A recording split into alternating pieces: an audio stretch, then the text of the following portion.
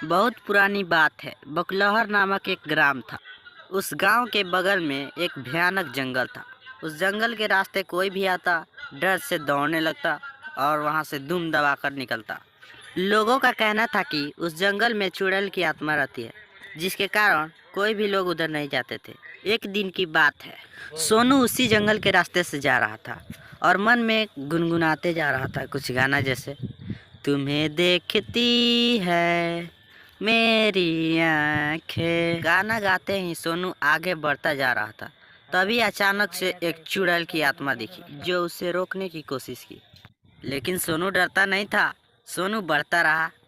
तभी चुड़ैल कुछ बोली, अरे नादान बच्चा, तुम इधर किधर जा रहे हो? मैं तुझे खाऊंगी। अरे जा, तेरे कहने से मैं नहीं डरता। जो डर गया सो मर गया। मैं तेरे धमकी से नहीं डरूंगा। तुम्हें जो करना है कर लो। सोनू बिना हिचकिचाए ऐसे ही बोलता रहा। तभी चुड़ैल गुस्से से बोली, अरे नादान बालक, तुम मुझे नहीं जानते हो। मैं तुझे खाऊंगी आज। ऐसे बोलकर चुड़ैल पेड़ से नीचे उतरी और सोनू को धमकी दी। और चुड़ैल अपनी शक्ति से सोनू को मार गिराया और उसकी आत्मा उसके शरीर में प्रवेश कर गई। चुड़ैल उसको घिसेटते लेकर जा रही थी और सोनू चिल्ला रहा था, बचाओ बचाओ। लेकिन जंगल तो सुनसान था। चुड़ैल सोनू को मार डाला। उसी गांव में एक शशिकांत नाम का व्यापारी रहता था जो सब्जी बेचने का कार्य करता था। और शशिकांत सब्जी का ठेला सजा रहा था गांव को निकलने के लिए।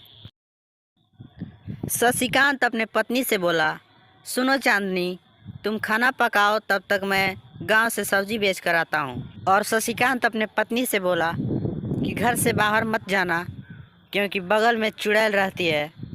तो अभी अचानक उसकी पत्नी इन बातों को सुनकर चौकन्न हो गई और बोली, अरे बाप रे बाप, ऐसा क्या हुआ? जंगल में चुड़ैल रहती है? चांदनी बोली, मैया रे मैया, ये क्या हुआ? शशिकांत इन बातों को समझाकर सब्जी का ठेला लेकर उस जंगल के रास्ते से चल पड़ा और गुनगुनाते हुए बोला, पता नहीं आज सब्जी बिकेगी कि नहीं, चलो चलते हैं सब्जी बेचने। और शशिकांत मन ही मन डरता था क्योंकि उस जंगली भूतिया के कारण उस जंगल के रास्ते से निकल चुका था। अब उसको डर नहीं लग रहा था क्योंकि वो रोड पे आ चुका था और धीरे धीरे बढ़ता जा रहा था गांव को निकलने के लिए। तभी शशिकांत, जय हनुमान ज्ञान गुण सागर, जय हनुमान ज्ञान गुण सागर, जय हनुमान ज्ञान गुण सागर, ऐसे ही गाना गाते ही गांव को निकल पड़ा। गांव में जाकर बोला, सब्जी ले लो सब्जी, आलू भिंडी गोभी ले लो, सब्जी ले लो सब्जी। शशिकांत सब्जी का ठेला घुमाता रहा और सब्जी बेचकर उधर से जल्द ही लौट पड़ा और मन ही मन सोच रहा था कि मेरी पत्नी कैसी होगी, कहीं जंगल तो नहीं गई, चलो चलते हैं। ठेला लेकर बढ़ता रहा, बिना विलंब किए चलता रहा। कुछ दूर चलने के बाद शशिकांत अब जंगल के करीब आ चुका था और उसे डर बढ़ने लगी थी।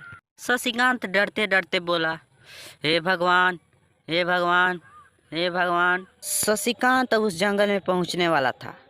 जंगल में पहुंचते ही वो रुक गया क्योंकि सामने वो जंगली चुड़ैल को देख लिया और वो डर गया। अभी चुड़ैल बोली, अरे नादान बालक, तुम कहाँ जा रहे हो? आज तो तुझे खाऊंगी। और शशिकांत के अंदर उस चुड़ैल की आत्मा समा गई और ठेला लेकर निकल पड़ी।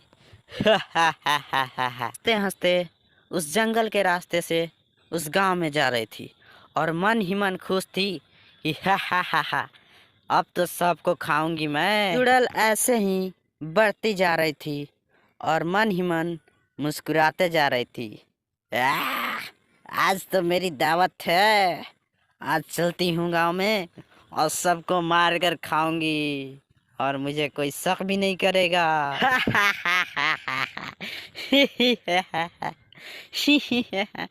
चुड़ैल तेजी से गांव में पहुंची और जोर से पुकारने लगी, सब्जी ले लो सब्जी, बैगन गाजर सब्जी ले लो सब्जी, धनिया टमाटर ले लो, सब्जी ले लो सब्जी, हरी सब्जी ले लो। लेकिन सब्जी लेने कोई नहीं आया। चुड़ैल वहां से गुम हो गई और केवल ठेला लेकर गांव की तरफ जाने लगी कि किसी को ठेला दे देंगे और उसे मार कर खा जाएंगे। लेकिन कोई हाथ नहीं आया और चुड़ैल वापस जंगल में चली गई।